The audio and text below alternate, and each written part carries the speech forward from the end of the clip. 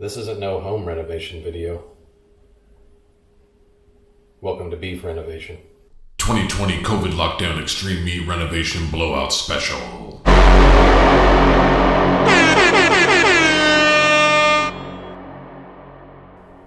We're going to turn 21 pounds of brisket into probably 15 pounds of deliciousness. Let's see how we do it. Okay, so the first thing I want to mention is I'm no expert. I watched a lot of videos before I started messing with brisket, and so everything I do is just kind of either what I've seen on videos or self-taught. This is not my own invention. The first thing I want to do is trim a lot of this fat off, and how much fat you trim off just really depends on what you like. I like to get it down to 1/4 inch or less, really. I mean, you're obviously going to want to leave some fat on there because that's what gives it a lot of the flavor and the moisture. But we definitely don't need how much comes on it. So let's get to trimming on that.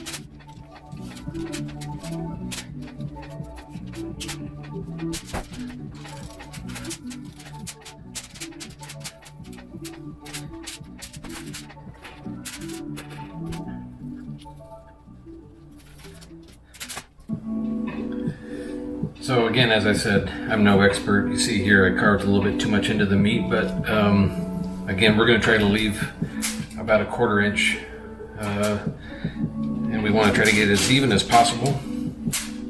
This is obviously the fat side, so it's going to cook fat side up, and then hopefully, we'll render as much of that down as we can to get good flavor and moisture. But we just keep going until we got a nice even amount that we like on there.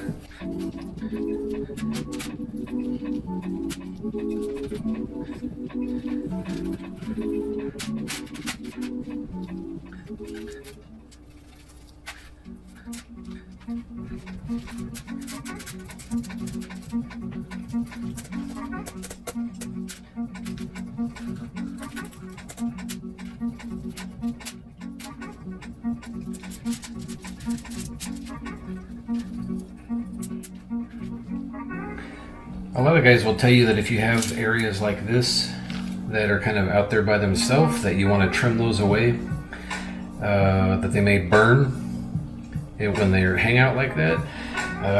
I use a Traeger, so I don't know that that's as much of a problem for me, because if you've never used a Traeger, it's almost basically, it's a pellet smoker, but it's almost like a convection oven when you put it in there. And I find I don't have as much of a problem with that. I can't really grab the camera with my hands right now, but if you see down here, I don't know how well you can see that, but that's virgin on like 1/2 inch of fat right there, which is more than I like. And as you can see, I'm not really good at carving this fat off, but that's the point I'm trying to get to, is maybe more like over here where we got this much fat and not quite as much over here.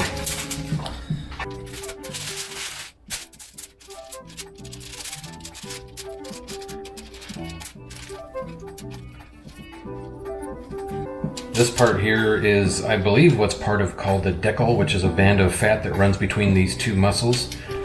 And it's really hard fat that doesn't render down and doesn't have any flavor, so you try to get as much of that as you can. Okay, I'm sure after that hack job that if there's any true pitmasters watching this, they're probably just laughing or shaking their head at me. But, I'm self-taught. So the first time I cooked brisket, I just did it what they call Central Texas style. I don't know if you've ever heard of Aaron Franklin, but if you've watched any of his videos, he just does salt and pepper on the outside and calls it good. Well, the first time I did that, I wasn't really happy with the brisket. The fat tasted great, but I didn't feel like the meat had any flavor. And so the second time I did it, I marinated it, and I really liked how that turned out. So I'll show you how I marinate.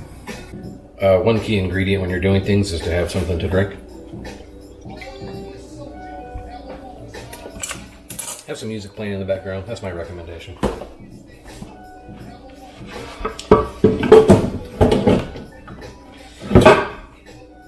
So here's part of the marinade. Let me get the camera on that. So what I have in here is olive oil and garlic and Worcestershire, however you say that, and kosher salt. And then what we add to that, Coca-Cola. You probably maybe have heard of people using Coke before for marinating. Obviously the acid will help tenderize the meat. The sweetness adds some flavor to it, and then everything else is just obviously to give flavor to the meat. And the salt makes a cool reaction.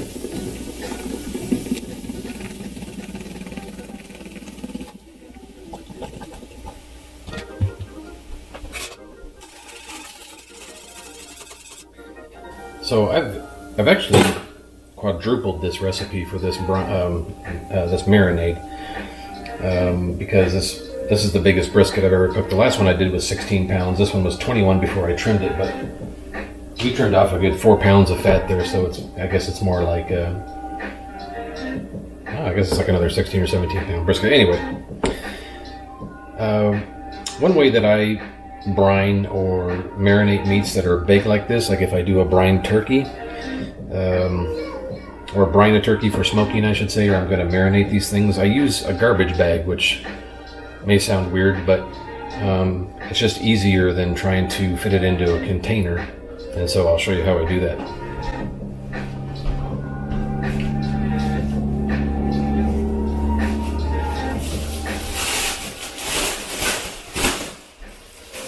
Obviously it's a new garbage bag, and you can use an old one if you want. If this was a turkey, I would talk to you about making sure you're keeping it cold.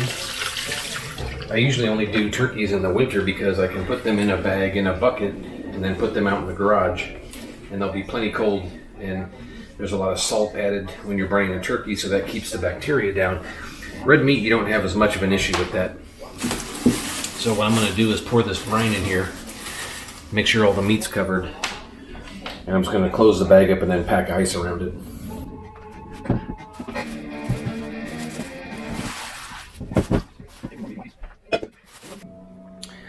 Okay, so I mixed up another batch of marinade and put it in there. So you can see you just kind of cinch the bag up, and I got to get some more ice in there, but that's the general idea, and it'll be just fine out there. So when next we meet, we'll be seasoning, but this has got to sit for, I let it sit for 24 hours. All right, 24 hours later, roughly. I got the smoker going, and it's up to about 250 where it's going to stay. This is going to be about a 15-hour cook. You heard that right, 15 hours. I like to let the brisket set about at least 3 hours before I even cut it. And so I need this to come off the grill at 8 in the morning, get it to work and be ready to cut at 11.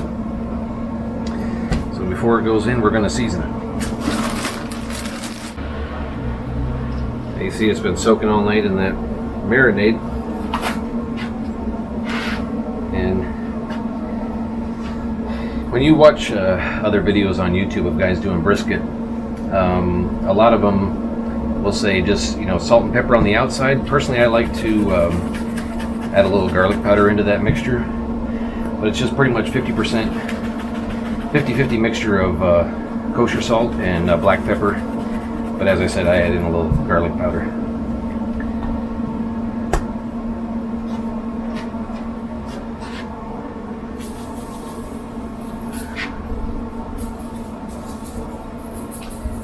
get it all over, all surfaces.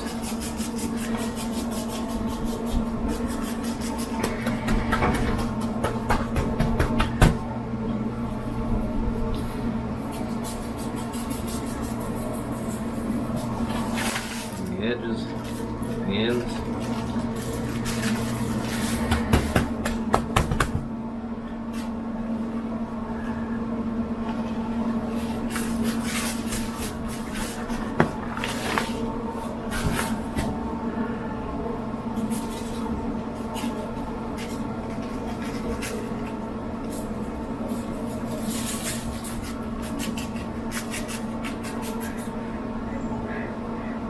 You can see even in that cooler I still had a little trouble getting everything into the marinade, but that's alright. Majority of it's been soaking. Salt and pepper and smoke will take care of the rest. And of course the slow cook.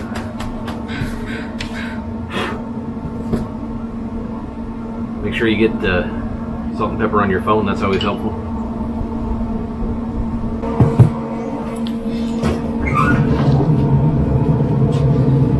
We are going to put this in there fat side up.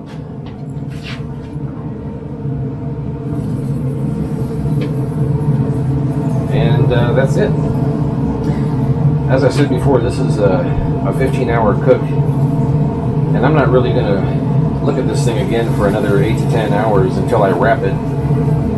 Aside from once in a while I'll spray it with apple cider vinegar every couple hours or so just to keep it moist, but for the most part it's going to sit like this for about 8 to 10 hours. I'm going to wrap it in butcher paper after it gets a nice bark, and then once it's wrapped, and I'll pull it off in that wrapping paper, put it into a pan and cover it with a towel, and that's where it'll sit till I cut it.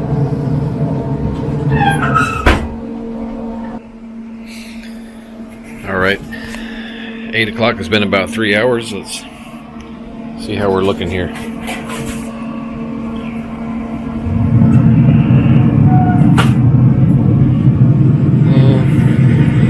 Probably not seeing a whole lot with the light going on here, but it's starting to develop a crust. Looking pretty good. Got a long way to go, but I'm going to give it a little spritz with some apple cider vinegar here.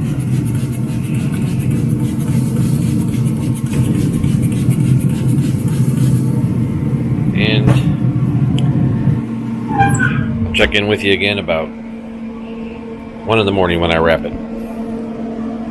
Okay, it's 2 in the morning and I'm standing outside talking to a camera. So this thing's been going about 9 hours now. It's got a good bark on it. I'm going to wrap it up, and it helps it retain moisture for the rest of the cook. It doesn't get all dried out.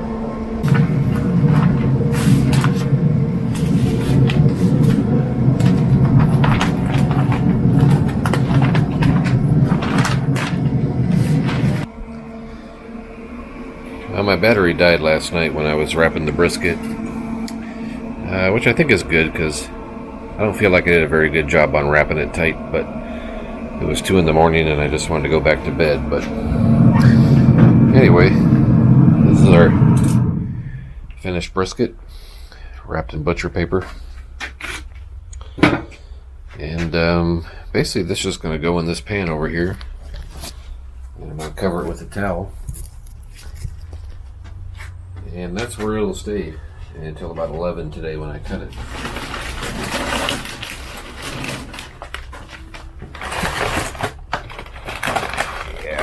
Definitely could have wrapped it better, but we'll go with it.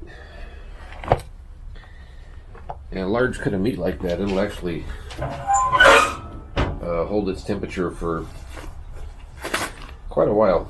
And when you wait to cut it for 3 hours or so, like I'm going to do, that gives it plenty of time to reabsorb all the juices that have come out during cooking and kind of absorb some of that rendered fat to really give it a nice flavor.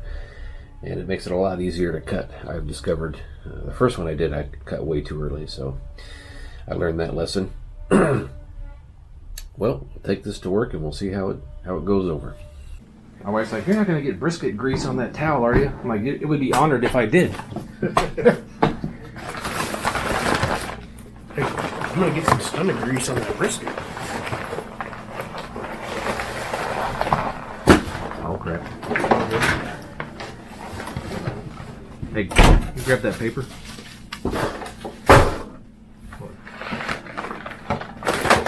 There we go. Thank you. Yeah, I guess the board's the right size. That was really cool of you. Look at that bark, dude. Would you look at that bark? This is always the part that makes me nervous. How long has it been sitting? Since like 8. Okay. Yeah. So it's probably perfect right now. Yeah, man. No, you got it. Your hands are on it. take half. No, your hands are on it. Go ahead. I'll wait.